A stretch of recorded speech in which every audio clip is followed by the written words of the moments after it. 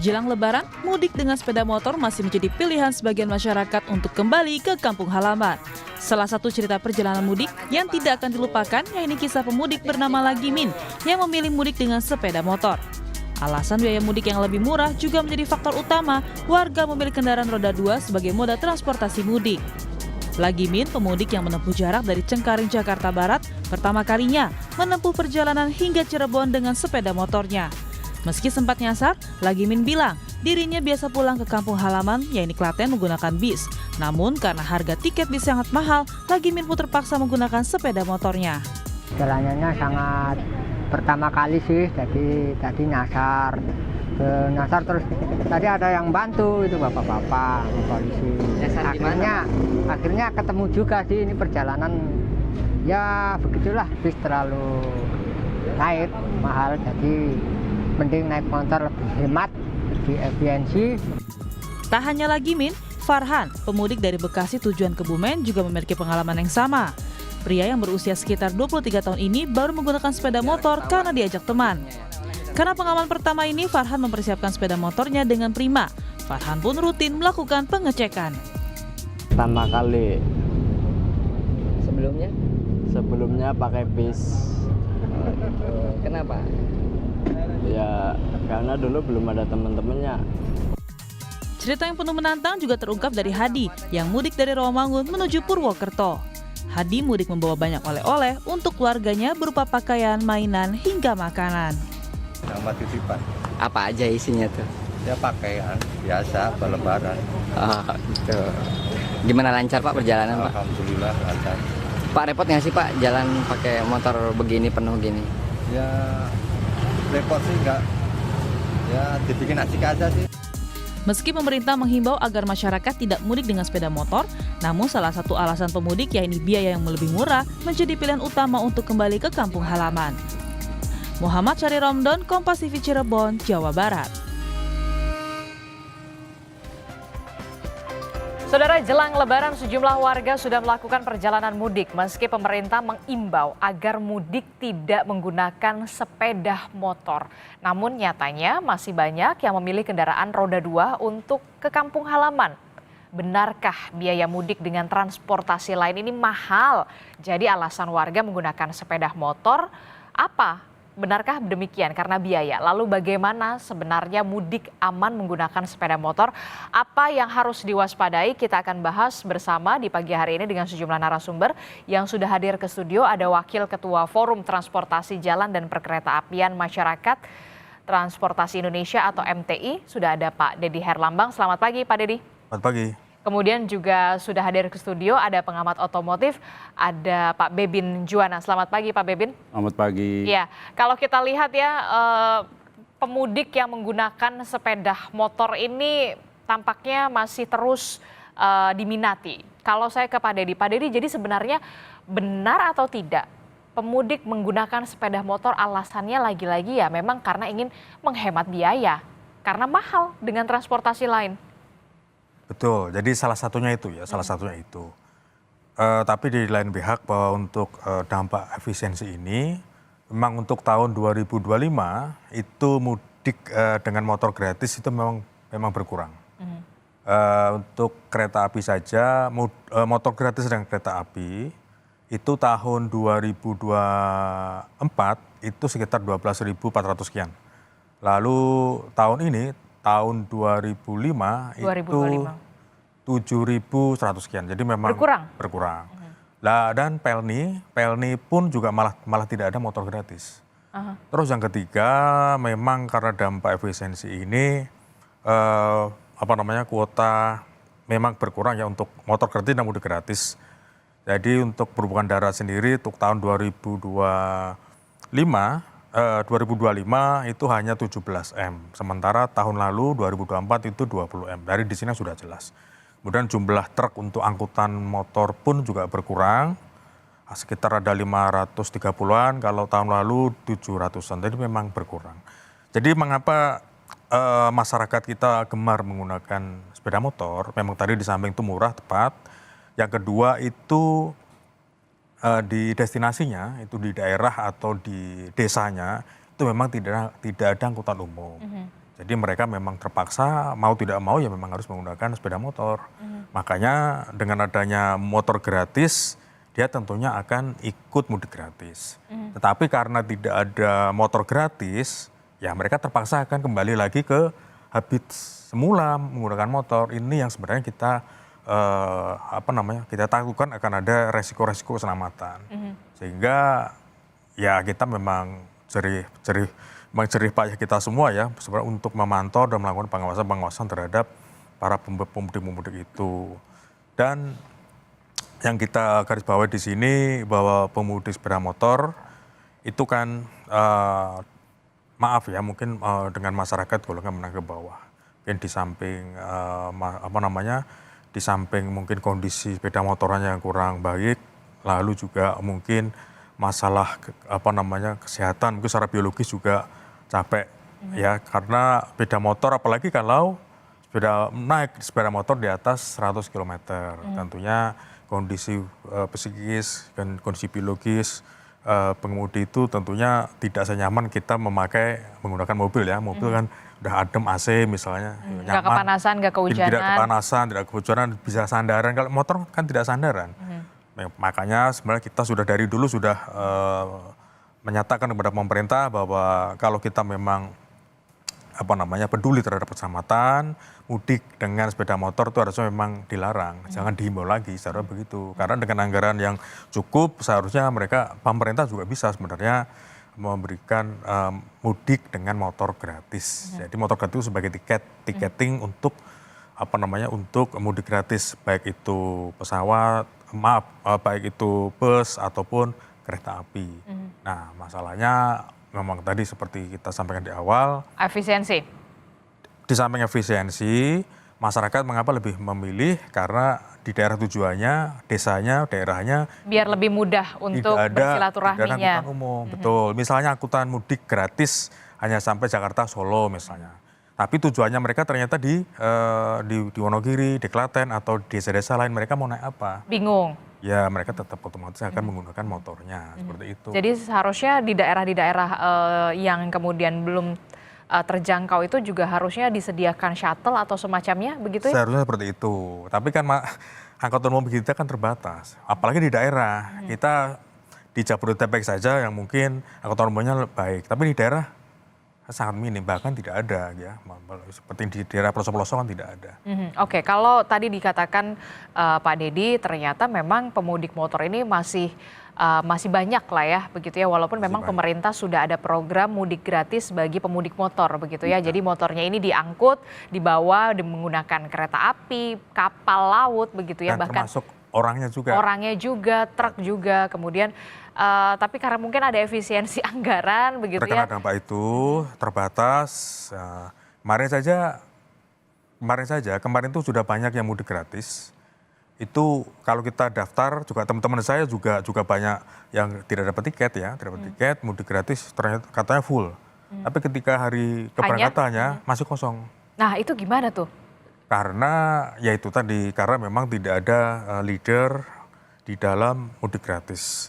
Kalau di BUMN itu jelas ya, itu Jasa Raharja sebagai leadernya. Tapi yang lain misalnya untuk Pemda atau kementerian sendiri atau pemerintah atau swasta itu belum ada leadernya. Jadi ketika kita sudah daftar itu semua satu KTP dia bisa daftar ke semua tempat penyedia jasa mudik gratis. Nah, tapi nanti ketika hari H, dia hanya pilih salah satu. Nah, semua kan sudah terblok semua atas nama dia. Nah, sehingga bagi masyarakat yang ingin mudik, yang di hari -3, hari -4, mereka mau daftar tidak bisa. Karena sudah terblok. Karena memang servernya memang banyak. Kecuali kalau servernya satu, seperti di Jasa Raharja misalnya, kemudian mau daftar di Pertamina, di PGN. Kalau kita daftar di linknya BUMN, kalau dengan KTP kita, itu sudah ditolak otomatis, nggak bisa. Tapi kalau kita coba aja, mungkin kita mau daftar ke Perhubungan, kita mau coba ke DKI, kita mau coba ke Pati, misalnya pemerintah Pati, pemerintah Pemkot Semarang kan juga menyediakan mudik gratis. Ini yang belum ada koordinasinya. Nah, seharusnya ada koordinasi. Kalau sudah nomor KTP kita sudah tercatat, itu seharusnya sudah otomatis sudah ditolak. Sudah terblok ya? Betul, karena saat ini ternyata saya cek by sistemnya di Jasa Raharja pun masih belum bisa langsung menolak, hanya di blacklist, untuk tahun depan tidak bisa, katanya seperti itu. Oh, oke. Hanya Nah, sistemnya ini yang kemudian harus diperbaiki Betul, begitu, dan jangan itu sudah sampai. dievaluasi masih begitu terus setiap tahun. Nah, itu yang harusnya menjadi bahan evaluasi supaya peminat mudik gratis ini juga tidak terhalangi begitu ya. Yang tadinya mau mudik menggunakan bus atau kapal laut begitu, bahkan kereta api jadi nggak bisa begitu ya mudik, program mudik gratis ini. Nah, saya mau ke Pak Ibin dulu. Pak, ini kan kalau misalkan kita lihat ya, mudik dengan motor ini kan masih menjadi pilihan bagi warga karena memang mungkin tidak ada pilihan lagi begitu ya, karena faktor biaya begitu. Kalau mau naik kereta harganya berapa, harus pesan dari jauh-jauh hari, pesawat apalagi mahal sekali begitu ya, ada travel bodong begitu tadi pemberitaannya. Nah, walaupun memang sudah dilarang tapi masih marak begitu ya. Apa yang sebenarnya harus dipersiapkan oleh pemudik yang ingin menggunakan sepeda motor untuk kembali ke kampung halaman mereka masing-masing? Ya, memang kata kuncinya adalah persiapan. Persiapan. Kata kuncinya juga disiplin. Nah, ini yang seringkali kan diabaikan. Kalau kita bicara soal disiplin, malah saya menilainya minim sekali. Apa yang saya kait-kaitkan dengan dua hal tersebut? Yang pertama, persiapan, apakah sudah mempersiapkan dengan baik dan benar Harus dipersiapkan. kendaraannya? Harus dipersiapkan Ya kan? berapa lama? Sebetulnya tergantung kepada pemeliharaan sehari-hari. Pemeliharaan rutinnya seperti apa. Kalau selama setahun yang dilakukan hanya ganti oli, ya kan, yang lainnya tidak diperhatikan, dia tidak tahu apakah brake pads-nya, remnya itu masih mumpuni apa tidak, ya kan. Seringkali juga kondisi ban sudah tipis, sangat berbahaya, dan kita mesti ingat, kita ini masih dalam ancaman cuaca yang nggak baik, ya kan, yang setiap saat bisa menghadang gitu. Sekarang terang baik-baik saja, tahu-tahu 10-20 km lagi hujan deras gitu, bahkan sampai ada genangan. Siapkah menghadapi itu? Itu yang pertama. Itu baru kendaraannya. Kemudian pengendaranya, kalau yang bonceng sih terserah mau tidur juga boleh gitu ya. Seperti apa kondisi fisiknya? Ketika berangkat itu masih kurang tidur, masih lelah, apalagi setengah flu, terus dipaksakan, pokoknya besok pagi, besok subuh start. Harus berangkat. Harus berangkat. Nah ini kan bahaya gitu. Bahaya bukan hanya diri sendiri, tapi juga membahayakan pengendara yang lain gitu. Pemakai jalan yang lain. Dan kenapa saya kaitkan dengan disiplin? Naik motor itu kan yang benar, yang wajar kan hanya 2 orang. Sedangkan suami istri nggak mungkin meninggalkan anaknya. Kalau anaknya 1, sudah jadi bertiga. Kalau anaknya 2, 3. Kalau anak 2, 3, belum lagi taruh masih di mana? bayi. Ya kan? Ini yang sebetulnya mesti dijadikan pertimbangan gitu. Tidak hanya euforia, ini pokoknya mudik gitu ya. Itu baru jumlah penumpang. Disiplin saya katakan lagi soal bawaan ya. Tadi memang dibahas soal efisiensi biaya. Andaikan masih ada dana tersisa dan apa yang mau dibawa pulang kampung itu dipaket dulu. Dipersiapkan dari jauh-jauh hari. Jangan motornya ditambah bambu, diikat sana, diikat sini gitu kan. Sehingga titik berat kendaraan sudah nggak karu-karuan. Tadi saya sudah singgung sedikit, kondisi ban dan rem ditambah kondisi cuaca yang tidak mumpuni atau jalanan basah, kemungkinan celakanya kan besar. Itu yang sebetulnya membuat kita semua prihatin. Kita ini kan berharap bahwa semua yang mudik ini sampai dengan selamat di kampung halaman supaya bisa bertemu dengan Bersilaturahmi. keluarga kan. Tapi kalau caranya sudah menyalahi aturan, ya, kemudian belum lagi tidak tertib di jalan, berani potong kompas, lawan arus dan lain. Ini kan yang sehari-hari kita dapati dan ini adalah masalah yang membumi di negara kita. Ini bukan isapan jempol, tapi kita akan setiap saat melihat itu. Setiap tahun. Setiap saat dan setiap tahun, setiap saat sehari-hari pun kita lihat di jalanan. Nah, ketika ini dibawa, kebiasaan ini dibawa pulang kampung untuk perjalanan yang panjang dengan ketidaksiapan, dengan ketidakdisiplinan, kan sangat berbahaya. Itu yang sebetulnya Miris. ya sangat miris, sangat memprihatinkan. Kok ya nggak mikir gitu, nggak hati-hati. Ini yang ya, kalau tadi disebutkan bahwa andaikan bisa ikut dengan mudik gratis gitu ya. Memang kita tahu ada beberapa kendala ketika sampai di kampung halaman. Kalau motornya bisa terkirim ke sana ya mereka kan butuh kendaraan, ya kan. Mungkin silaturahminya dari satu kampung ke kampung yang lain butuh kendaraan. Dan belum tentu ada angkot, ya kan. Kalau ada angkot pun nambah ongkos lagi. Sementara kalau bawa motor sendiri tinggal beli bensinnya aja kan. Ya kira-kira seperti itu. Jadi sebetulnya kalau mau ditelusuri satu persatu cukup kompleks gitu ya. Kebutuhan saudara-saudara kita yang mau mudik ini. Nah tinggal seperti apa yang bisa dan mampu dilakukan oleh semua pihak agar bisalah sebagian, kalau bisa sebagian besar sih, paling tidak membantu mereka ini. Paling enggak ya kalau si kepala keluarganya naik motor, istrinya dan anak-anaknya ikut program mudik gratis. Iya, itu lebih baik sehingga hanya satu orang yang di motor, ya kan? Motornya bisa dipergunakan di kampung halaman. Itu yang, wah itu indah sekali gitu. Dan hal-hal lain yang tadi sudah saya sebutkan pun tetap dilakukan, jangan diperhatikan. Jangan karena anak dan istri sudah berangkat terus tidak terlalu memperhatikan hal-hal penting ini sehingga bisa saja membuat masalah-masalah baru di jalan. Kak, sebenarnya kalau misalkan tidak dilarang tapi kemudian diimbau tidak menggunakan sepeda motor kalau bisa mudiknya ini menggunakan moda transportasi lain yang lebih aman begitu ya, tidak beresiko tinggi. Tapi ya kalau tidak ada pilihan mau gimana? Dipersiapkan harus ada persiapan khusus pastinya ya.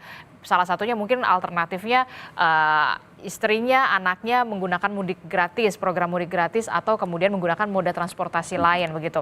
Tapi sebenarnya begini, kalau mau perjalanan mudik begitu ya, berapa lama sih idealnya naik motor itu, sepeda motor itu berapa lama harus berkendara, kemudian harus istirahat berapa lama, terus baru bisa melanjutkan lagi perjalanan berapa lama? Karena kan biasanya orang-orang udah pengen biar cepet sampai deh, pikirannya kan seperti itu. Ya, yang kalau ditanyakan kewajaran, sebaiknya seperti kalau kita mau belajar dari luar sana, setiap 4 jam kita butuh istirahat. Jadi berkendara 4 jam? 4 jam. Tidak hanya motor, mobil pun sama. Tapi kan kita punya standar sendiri di sini. Apalagi kalau sudah mengejar waktu dalam arti, wah tadi kan saya macet.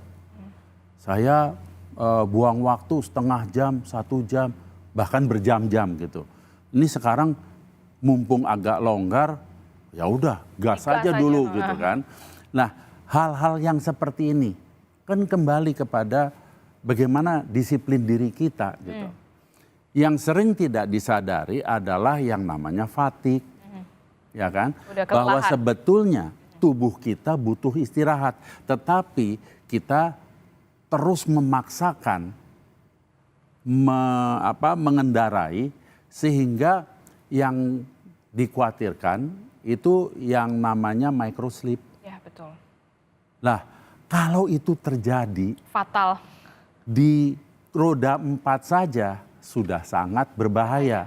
Bagaimana Apalagi motor di mana Anda butuh keseimbangan. Ceritanya kan double risiko. Jadi intinya resikonya lebih besar lah ya, apalagi Sangat besar. kalau sudah kelelahan, begitu 4 jam perjalanan, setelah itu harus istirahat. Maksimal 4 jam perjalanan harus istirahat. Nah, saya mau ke Pak Dedi. Pak Dedi, jadi seperti apa mudik aman dan juga nyaman yang memang seharusnya berpihak kepada warga yang kemudian memilih alternatif untuk pulang ke kampung halamannya atau mudik ke kampung halamannya ini dengan menggunakan sepeda motor, Pak Dedi?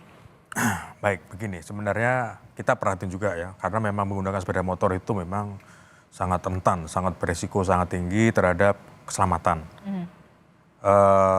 Kalau untuk masalah resiko itu jelas, sepeda motor itu sangat beresiko dan sangat rentan terhadap kecelakaan. Karena tahun 2024 itu saja ada kecelakaan itu sekitar sampai meninggal dunia itu sampai 27.000. 27.000 per tahun. Kalau per harinya, per jam itu kan 4 orang meninggal dunia. disumbang dari sepeda motor. 70-80% itu sepeda motor. Jadi angka kecelakaan disumbang 70-80%-nya itu dari sepeda motor. pengendara Dan sepeda itu motor. kalau tidak salah kalau tahun 2024 itu sekitar 76% ya, turunnya sepeda motor. Jadi itu belum kita bicara yang luka ringan, luka berat itu masih meninggal dunia. Kalau yang luka berat otomatis itu bisa disabilitas selamanya ya, bisa hilang tangan, hilang kaki. Tapi yang meninggal dunia itu seperti itu. Itu semua banyak kan memang menggunakan motor. Jadi yang kemarin saja, kemarin H-6 itu sudah terjadi 184 kecelakaan, 10 orang meninggal dunia secara nasional. Jadi nanti semakin mendekati puncak arus mudik. Peak mudik ya, puncaknya itu akan semakin tambah. Dan sebenarnya perlunya resiko perlu rekayasa lalu lintas. Dan dalam hal ini kepolisian dikomandoi oleh Kakor Lantas sudah melakukan resiko-resiko terhadap sepeda motor. Jadi kalau kemarin saya kutip dari Kakor Lantas, misalnya mudik dari Jakarta atau Jabodetabek, sudah ada posko-posko di Cirebon, lalu Tegal, Pekalongan, Brebes misalnya. Kalau dipandang ada pengemudi sepeda motor itu sudah capek kelelahan, ada penawaran. Ini ada truk berapa truk, kalau udah capek Anda motornya bisa dipindah truk, Anda bisa menggunakan bus. Itu salah satunya. Karena truk-truk kalau dari Jakarta atau dari Jakarta mungkin sangat padat, tapi di posko-posko sudah disediakan beberapa truk, kalau mereka nyerah, capek, itu bisa disediakan. Sosialisasinya sudah sampai ke masyarakat? Kalau kemarin saya dengar dari Kakor Lantas ya, seharusnya sudah. Dari humasnya atau dari dari public relationnya kepolisian seharusnya sudah ya. Dan posko-posko ini juga posko terpadu, di sana sudah lengkap, ada tempat istirahat, ada musola, ada pos kesehatan, itu semua sudah lengkap. Jadi kalau semisal memang terpaksa memang harus capek, harus memang istirahat. Karena apapun alasannya, karena biasanya pengguna motor tuh semakin capek semakin emosional. Oh iya betul. Ya. Apalagi panas, hujan, mereka cepat sampai. Misal juga ada masalah ada resiko sosial juga ya. Yang naik mobil tidak panas, tidak hujan, sementara saya harus dialukan karena saya panas misalnya. Seperti itu kan ada. Hal-hal seperti itu ada. Jadi kalau kita survei, itu kebanyakan kalau ditanya alasan begitu, saya kan beda motor, saya capek, saya harus duluan, seperti itu. Karena kondisi seperti itu hampir setiap hari. Jadi tidak hanya lebaran, tapi kita di arus lalu lintas di Jabodetabek pun setiap hari seperti itu. Dan karena pemerintah sudah tiap tahun evaluasi bahwa kegagalan pengemudi sepeda motor adalah capek, lalu juga masalah yang lain ya, mungkin masalah sarana kendaraannya juga bisa ban bocor, kempes, misal ban gundul seperti tadi sudah sampaikan. Lalu juga kampas rem berkurang, apalagi kalau kendaraan matic ya. Kendaraan matic itu kalau menurun karena dia kan tidak bisa dia kan tidak bisa engine brake ya. Terkadang kan kalau kondisi jalannya terlalu banyak menurun, motor-motor matic tuh biasanya juga sering blong. Biasanya memang seperti itu. Nah, kondisi-kondisi seperti ini sebenarnya juga Harus diperhatikan. sudah kita sosialisasikan juga bahwa kendaraan matic ini memang hanya untuk perkotaan, tidak untuk jalan-jalan yang liku-liku bergunung atau misalnya yang kontur tanah yang naik turun. Itu juga mungkin kalau di daerah Jawa Tengah, Jawa Timur kan kondisi tanahnya naik turun. Seperti itulah perlu juga sosialisasi bahwa keselamatan masyarakat itu penting. Jadi mudik ini tidak hanya keberhasilan mudik, kalau di sektor perhubungan itu pemudik tidak hanya berhasil memberangkat pemudik 100%, tetapi mudik itu harus berkualitas. Berkualitasnya apa? Berkualitas mudik mengurangi pemudik yang menggunakan sepeda motor. Itulah kualitas. Sehingga mudiknya namanya mudik berkualitas berkeselamatan. Itu yang seharusnya setiap tahun itu harus dikampanyekan ya.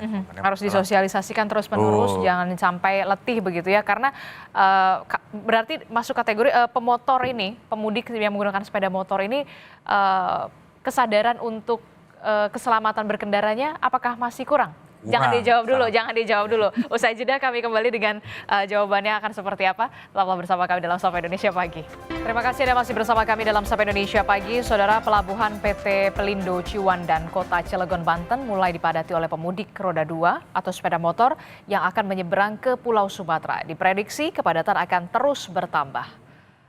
Para pemudik terpantau tampak sesak di area check-in saat menunggu giliran sebelum masuk ke dalam kapal. Untuk mengantisipasi kepadatan, polisi mempersiapkan kantong parkir seluas 1,7 hektar dan mengoperasikan ada 8 kapal. Ini ada 3.000, ini siap untuk naik. Kemudian di belakangnya itu ada antrian juga, itu bisa menampung kurang lebih 3.500 sampai 5.000 sepeda motor roda 2. Itu ada kayak antrian row sebelum cek tiketing. Setelah cek tiketing akan masuk ke dalam row ini tadi. Nah, row yang bersiap untuk masuk ini dermaga 1, dermaga 3, dermaga 5. Untuk kurang lebih 7.000 untuk yang di bawah tenda ini tadi. Ini mudah-mudahan bisa memberikan pelayanan. Selain itu kanan kiri sudah disiapkan UMKM ya. UMKM juga fasilitas-fasilitas lainnya seperti tenda kesehatan, ada tempat ibadah juga, dan juga toilet itu tersebar di seluruh area Ciwandan 2. Kita lanjutkan bahasan mengenai mudik aman dengan sepeda motor. Sudah hadir tadi, sudah ada Pak Dedi, kemudian ada Pak Bebin. Nah, yang kemudian bergabung adalah salah satunya di Pelabuhan Ciwandan yang saat ini juga mulai dipadati pemudik motor. Bagaimana juga untuk mengantisipasi kepadatan pemudik, sudah bergabung bersama kita melalui sambungan daring. Ada Corporate Secretary PT ASDP Indonesia Ferry, sudah ada Mbak Selvi Arifin. Selamat pagi Mbak Selvi. Selamat pagi Mbak Disti, selamat pagi. Ya. Oke, Mbak Selvi, tadi kan kita sudah membahas bagaimana pemudik motor masih banyak sekali lah. Tadi kita sudah membahas soal bagaimana keselamatan untuk berkendara bagi para pemudik yang menggunakan sepeda motor. Nah, kalau di Pelabuhan Ciwandan ini merupakan pelabuhan yang dikhususkan ya, memang dikhususkan untuk pemudik sepeda motor. Jadi ini sudah tahun keberapa dan evaluasinya seperti apa untuk di Pelabuhan Ciwandan sendiri untuk para pemudik sepeda motor? Baik, seingat saya di Pelabuhan Ciwandan digunakan untuk sedeban itu sudah tahun ketiga Mbak, tahun ini gitu ya. Nah memang kenapa sih alasannya dulu kita pisah, karena kalau pada ini kan sebenarnya adalah bagian dari evaluasi kami untuk bagaimana kita bisa percepatan penambahan kapasitas kapal, gimana supaya bisa mempercepat daya angkut ataupun juga menambah kapasitas angkut. Nah, dengan adanya di Ciwandan ini evaluasinya pertama jumlah kapal sudah ditambah. Jadi kalau tahun lalu mungkin hanya 3, tahun ini ada 8 kapal, Mbak. Itu tentunya mempercepat proses pengangkutan karena meningkatnya daya angkut. Kemudian juga ada adanya tadi sudah disampaikan area parkir di sana juga sudah bertambah dan tendanya sudah kita siapkan lebih banyak lagi.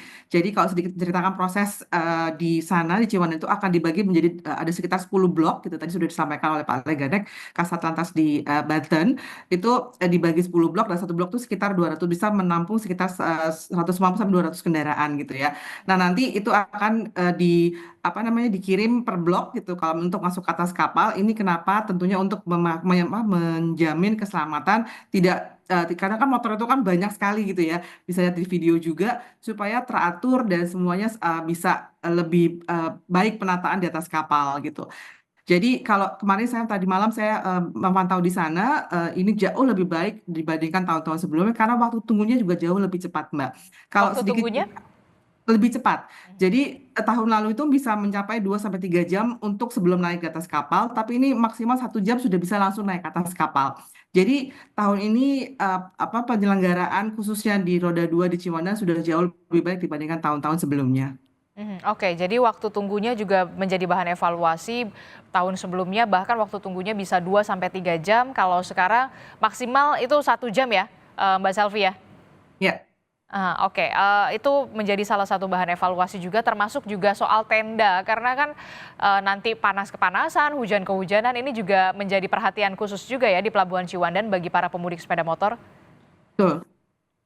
Nah, kalau ini kan kita lihat ya, cuaca ekstrim juga masih menjadi hal yang harus diperhatikan, apalagi di jalur penyeberangan di Pelabuhan Ciwandan. Ini bagaimana antisipasinya? Jangan sampai kemudian waktu tunggunya ini yang harusnya 1 jam begitu ya, karena memang ada cuaca tidak bisa melakukan penyeberangan. Fasilitas apa yang kemudian bisa diperoleh oleh pemudik motor di Pelabuhan Ciwandan? Baik, kalau cuaca ini memang agak sulit ditelawan oleh manusia ya Mbak ya. Cuma memang mitigasi risiko yang sudah bisa kami lakukan adalah beberapa persiapan. Pertama, tentunya koordinasi dengan BMKG terkait dengan infonya dulu ya. Jadi kalau memang kita sudah tahu bahwa memang ada cuaca ekstrim, maka kami akan berkoordinasi juga dengan KSOP, di mana KSOP adalah orang ataupun regulator yang akan memutuskan ini aman atau tidak untuk berlayar. Pertama itu dulu. Kemudian kalau terkait dengan prasarana di Ciwandan, karena Ciwandan juga sebenarnya bukan pelabuhan SDP ya, ini ada pelabuhan Pelindo yang kita kerjasamakan. Jadi ini memang agak sedikit ada tantangan di mana memang dari tempat area parkir itu tendanya tidak nyambung sampai ke atas sampai ke kapal gitu. Jadi memang di sini akan menjadi PR. Nah, ini mungkin kalau misalnya ada hujan yang cukup besar, ya berarti mereka mungkin si pengendara tidak bisa langsung ke atas kapal, harus menunggu dulu. Itu salah satu tantangan terbesarnya. Namun kalau untuk dengan keselamatan kapal, kami sendiri untuk kapal-kapal ASDP sudah dipastikan dilakukan ramcek, kemudian dilakukan pemeriksaan setiap harinya untuk memastikan bahwa kapal pasti laik laut sebelum beroperasi. Itu dulu Mbak, mungkin bisa kami lakukan saat ini. Oke, itu yang kemudian sudah diantisipasi, bahkan sudah ada penambahan ya dari yang tadinya 3 ya, Mbak Selvi ya? 3 kapal menjadi sekarang 8 kapal. Jadi 3 kapal jadi sekarang 8 kapal begitu ya. Nah, data sementara yang diperoleh di Pelabuhan Ciwandan ini sampai 5 hari menjelang Lebaran sudah berapa juta atau berapa ribu sepeda motor yang kemudian sudah diberangkatkan dari Pelabuhan Ciwandan ini, dan kapan kemudian prediksinya puncak arus pemudik sepeda motor di Pelabuhan Ciwandan ini, Mbak Selvi?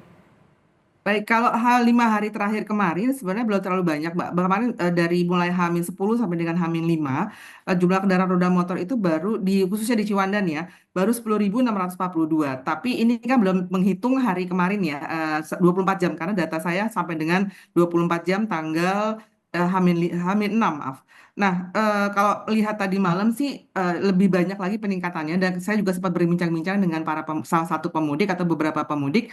Mereka bilang mereka tuh kan kalau pengemudi roda 2 itu kebanyakan karyawan pabrik gitu ya.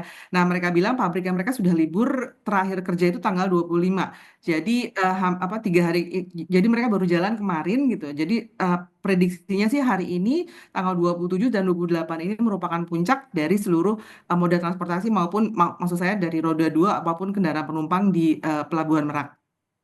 Oke, Mbak Selvi, apa yang kemudian perlu diantisipasi pemudik sebelum dan saat menyeberang menggunakan kapal ini? Baik, yang pertama kami menghimbau, pastikan Anda sudah bertiket, itu dulu ya Mbak ya, karena tiket ini penting, saya juga ingin menyampaikan kalau misalnya di jalan tol, kalau misalnya di tiket di kendaraan depan ada kendaraan belum saldonya bermasalah, maka akan berdampak kepada kendaraan di belakangnya. Demikian pula di pelabuhan gitu ya. Jadi kami harapkan semua pengguna jasa sudah punya tiket sebelum sampai di pelabuhan. Kemudian lihat kembali waktu kapan jam berapa sih mereka harus tiba di pelabuhan sehingga bisa mengatur waktu perjalanannya. Alhamdulillah nih Mbak, dari kemarin ini mulai H-10 sampai dengan kemarin jalanan menuju Merak sangat lancar gitu, jadi tidak ada kendala yang berarti. Kemudian juga pastikan kendaraan Anda dalam kondisi prima, kemudian pengemudi juga dalam keadaan sehat sehingga bisa memberikan pengalaman berkendara maupun mudik yang lebih nyaman. Satu lagi Mbak, yang terakhir saya ingin menyampaikan bahwa pada saat angkutan lebaran ini pasti akan ada waktu tunggu, pasti akan ada antrian gitu ya. Kenapa? Karena kalau sedikit boleh cerita, misalnya di Merak itu apabila seluruh area dipenuhi kendaraan itu bisa menampung sekitar 8.000 kendaraan, Mbak. Kemudian 7 dermaga, apabila 7 dermaga itu diisi 7 kapal, bisa mengangkut mungkin rata-rata 1.000 kendaraan sekali angkut pada waktu yang bersamaan gitu ya. Maka ada kendaraan lain yang harus menunggu karena memang ada perpindahan moda transportasi dari darat menuju ke atas kapal gitu ya. Jadi mohon dipahami bahwa akan ada waktu tunggu, akan ada antrian, namun kami dari ASDP akan selalu mengupayakan percepatan atas waktu tunggu tersebut. Oke, jadi waktu tunggu itu adalah hal yang lumrah, tapi jangan lama-lama lah ya, Mbak Selvi ya. Ya, siap. Oke, terakhir Mbak Selvi, kapan prediksinya puncak arus mudik ini akan terjadi di Pelabuhan Ciwandan? Hari ini atau besok? Perkiraan kami di besok, Mbak. Oke, jadi besok puncak arus mudiknya ya. Saya ke Pak Dedi dulu. Pak Dedi, melanjutkan pertanyaan tadi saya juga bersama dengan Pak Bebin begitu ya. Berarti kesadaran keselamatan berkendara bagi pemudik yang menggunakan sepeda motor ini masih kurang? Masih kurang. Masih kurang karena memang ya itu tadi. Karena mengemudikan sepeda motor kan tidak hanya kebutuhan, tetapi karena akan dipengaruhi juga oleh sikap, sifat, kemudian psikologis dan dan tentunya kondisional ya. Kalau misalnya kepanasan, kecapean, otomatis tingkat emosionalnya akan tambah. Kalau mungkin kalau di pelabuhan kan waktu tunggunya panjang juga ya, sejam, bahkan bisa 2 jam gitu ya. Betul, jadi begini, yang kita harapkan juga nanti karena kita sudah punya pengalaman 3 tahun ya, tadi dari ASDP tadi sampaikan, sudah 3 tahun. Kalau berarti tahun 2022 itu memang masih sepi Ciwandan dan juga kondisinya kan juga masih steril ya Ciwandan. Tidak seperti sekarang, masih belum ada kanopi lah, masih belum ada rambu-rambu, masih belum jelas. Nah mulai puncaknya itu pantauan kami, evaluasinya itu di tahun 2023. 2023 itu sudah pandemi COVID itu sudah mulai berkurang dan sudah mulai dilepas. Itu sudah mulai berjubel numpuk karena mereka sudah 2 tahun, 3 tahun mereka sudah tidak mudik. Nah sepertinya pengelola Ciwandan juga tidak siap dan kurang mampu ya untuk mengantisipasi pemudik khususnya sepeda motor. Nah harapan kami sebenarnya kalau untuk di Ciwandan itu kondisi kebijakannya itu bisa situasional atau kondisional. Karena apa?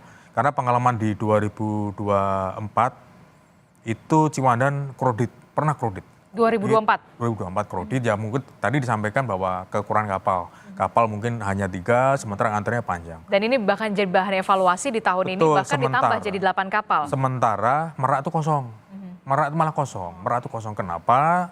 Tidak ada kebijakan yang situasional, langsung diarahkan ke Merak saja. Merak juga kosong, banyak kapal nganggur juga di sana misalnya. Dan itu mengapa harus ditumpuk di Ciwandan? Nah seharusnya kalau yang punya diskresi tentunya kepolisian ya, kepolisian juga kementerian perhubungan juga punya diskresi. Kalau semisal di hari itu kredit, kapal belum datang atau mungkin kapal rusak, langsung aja dialihkan ke Merak misalnya. Merak kan kosong, malah justru yang paling banyak kan di Ciwandan. Kita perlu situasional seperti itu, jangan sampai pemudik yang menggunakan motor malah menjadi korban ya, korban kebijakan maksudnya. Yang seharusnya harus harus idealis semua motor harus Ciwandan. Ciwandan, Sementara Merak kosong misalnya. Jadi lihat aja situasi dan kondisinya seperti apa begitu ya. Nah bahkan ya sudah tadi disebutkan oleh Mbak Selvi sudah jadi bahan evaluasi yang sebelumnya hanya 3 kapal, kemudian di tahun ini ada 8 kapal ya, dan diharapkan ini juga bisa memperlancar jalur penyeberangan, termasuk juga mempersingkat waktu tunggu ya Mbak Selvi ya. Jangan sampai kemudian pemudik motornya itu menunggu terlalu lama sampai 2-3 jam begitu ya. Juga banyak yang sakit juga pada itu. Belum ada toilet juga pada itu, repot. Toiletnya kurang. Oh iya, itu juga berarti Banyak ya Pak. ya itu juga perlu diperhatikan juga dan jadi bahan juga ya Mbak Selvi ya, soal fasilitas toilet. Toilet kurang, UMKM juga kurang, fasilitas mereka untuk makan minum lah itu juga kurang. Termasuk juga mungkin ruang laktasi bagi yang membawa balita begitu ya, itu juga harus diperhatikan. Posko kesehatan itu yang harus juga diperhatikan. Nah, kalau dari soal keselamatan berkendara sendiri, Pak Bebin, bagaimana pengendara sepeda motor ini kan tadi dibilang Pak Dedi masih kurang begitu. Apa yang harus kembali ditingkatkan kesadarannya, termasuk juga evaluasi yang harus dilakukan oleh pemerintah, sosialisasinya harus seperti apa begitu? Ya, ini bagian yang saya pikir sangat sulit. Sangat sulit. Karena kita harus akui bersama budaya disiplin itu kan sangat rendah. Juga budaya membaca aturan-aturan yang ada dan mematuhinya. Itu yang juga sangat sulit diterapkan di negara kita. Sehingga jadi banyak yang lebih kepada semau gue, ya kan? Gue mau begini, emang kenapa? Ya, seringkali kan begitu. Tetapi tadi kalau disampaikan kebetulan kita sedang menyoroti fasilitas yang ada di pelabuhan, paling tidak juga perlu diperhitungkan fasilitas-fasilitas tersebut yang tadi sudah disampaikan oleh Pak Dedi gitu ya. Mempersiapkan toilet untuk 100 orang itu akan berbeda dengan 1.000 orang. Itu sudah jelas. Kemudian karena letih mereka butuh ya istilahnya selonjor dulu gitu ya. Itu adakah ya. Belum lagi soal keamanan. Ketika kendaraan dengan berbagai bawaan ditinggal sebentar, ini seperti apa ya. Jangan kembali tahu-tahu ada barang bawaannya yang sudah berpindah ke motor lain. Ini juga perlu diperhatikan. Jadi contoh kita kalau belajar dari negara lain pemasangan CCTV, ya kan, sehingga bisa dipantau. Tadi juga disebutkan soal bagaimana menyediakan ya untuk sekedar makan dan minum, ya. Nah di sini kita punya PR besar, masalah sampah, ya kan? Kita lihatlah, nggak usah jauh-jauh. Ketika Jakarta punya Car Free Day, setelah Car Free Day seperti apa Jakarta? Ya, berapa truk yang harus disiapkan untuk membereskan sampah? Kan hanya lempar saja. Sepanjang jalan pun sama. Kalau bisa naik motor sembari ada yang perlu, ini kan main lempar saja gitu. Paling nggak bawa kantong kresek sendiri buat sampah begitu ya? Itu yang mungkin masih lama kali ya, kebiasaan seperti itu. Kemudian karena kita sedang menyoroti pelabuhan dan feri, saya juga ingat dengan kondisi-kondisi feri di luar sana. Bagaimana menata kendaraan, ya kan? Ketika ego sudah bicara, semua mau mendekati pintu keluar karena berpikir bahwa nanti ketika mendarat pintu dibuka, saya duluan yang keluar. Kalau sudah sulit ditata itu, nah ini yang repot. Karena kalau keluarnya juga tidak bisa lancar, tertib, maka kan untuk memuat kembalinya kan juga akan butuh waktu. Tadi kan disebutkan soal waktu tunggu, ya kan. Belum lagi cuaca yang kita tidak tahu. Karena biar bagaimanapun dengan alasan apapun keselamatan di atas segalanya, ya kan. Nah, hal-hal seperti ini menjadi pemikiran, harus menjadi pemikiran bersama. Sama juga ketika berada di atas kapal feri, ya kan. Bagi yang membawa anak-anak kecil tentunya masa iya mau di samping motornya terus, kan enggak, kan ada ruang di atas yang bisa dipakai, termasuk lagi-lagi toilet dan fasilitas-fasilitas lainnya. Nah, ini yang perlu diperhatikan gitu. Termasuk jangan lagi terus kapalnya di mana-mana sampah. Ini kan masalah kesehatan. Jadi ya banyak tantangannya. Banyak tantangan dan kompleks begitu ya. Sangat kompleks. Dan ini harus menjadi perhatian kita bersama. Terakhir Mbak Selvi, fasilitas ini yang harus diperhatikan mungkin toilet tadi sudah disinggung oleh Pak Dedi begitu ya, toilet yang memadai dan juga bersih pastinya. Mungkin ada kemudian posko kesehatan, apakah memang sudah ada di sana atau kemudian juga ruang laktasi bagi ibu yang membawa anak atau seperti apa Mbak Selvi? Silahkan apa yang ingin disampaikan. Oke, baik. Untuk fasilitas benar banget Pak, bahwa memang itu menjadi PR kita semua. Namun tahun ini pun kami sudah menambahkan beberapa fasilitas. Kayak tadi mungkin Bapak menyampaikan bahwa toilet dari kita sudah menambahkan dari tahun lalu. Sekarang ini kita punya sekitar 110 unit dan juga 24 portable toilet. Kemudian juga ada posko kesehatan yang berbeda. Kalau tahun lalu tidak 24 jam, sekarang posko kesehatan kita 24 jam, itu bekerja sama dengan Kemenkes. Kemudian juga ada ruang laktasi, dan yang menarik ada tahun ini kami mengadakan posko ramah anak, di mana kami menyediakan satu tempat untuk anak-anak bisa bermain dan juga menunggu beserta ibunya sambil menunggu waktu pemuatan gitu. Jadi itu sudah kami evaluasi terus secara berkala setiap tahunnya, sehingga tahun ini kami juga sudah melakukan perbaikan-perbaikan. Kalau tadi Bapak menyampaikan di negara lain berbeda gitu, memang di Indonesia ini kan ternyata negara penduduknya cukup lumayan banyak, Mbak. Jadi kalau kami sudah berdiskusi dengan asosiasi feri seluruh dunia gitu, saat ini memang Indonesia khususnya di Merak Bakau itu adalah salah satu pelabuhan feri tersibuk di dunia gitu ya. Dan kalau misalnya kita cerita setahun itu kita melayani sekitar 50 juta ataupun di Merak khususnya 20 juta penumpang dan kendaraan gitu. Mereka tuh surprise banget gitu.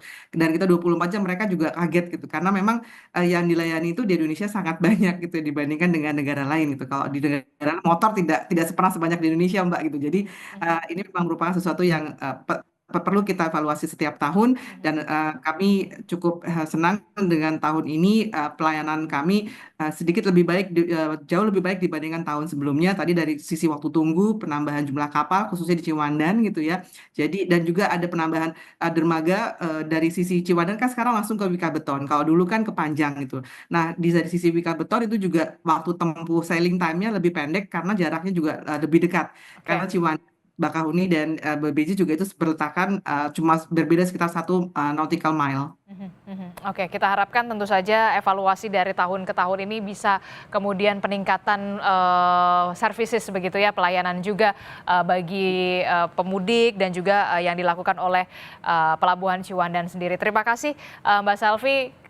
Pasti nanti akan sibuk sekali untuk besok dan juga esok harinya. Kami ucapkan selamat bertugas bagi Anda. Kita berharap mudik tetap aman walaupun menggunakan sepeda motor, tetap selamat dan juga aman begitu ya, aman dan juga selamat sampai ke tujuan.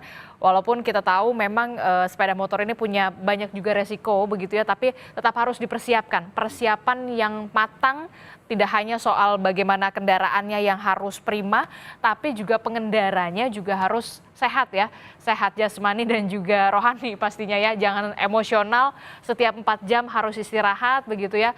Sepeda motornya juga harus dipersiapkan juga. Terima kasih Pak Bebin telah bergabung bersama kami. Pak Dedi terima kasih, Mbak Selvi terima kasih. Selamat pagi, Assalamualaikum Bapak-Bapak dan juga Ibu-Ibu.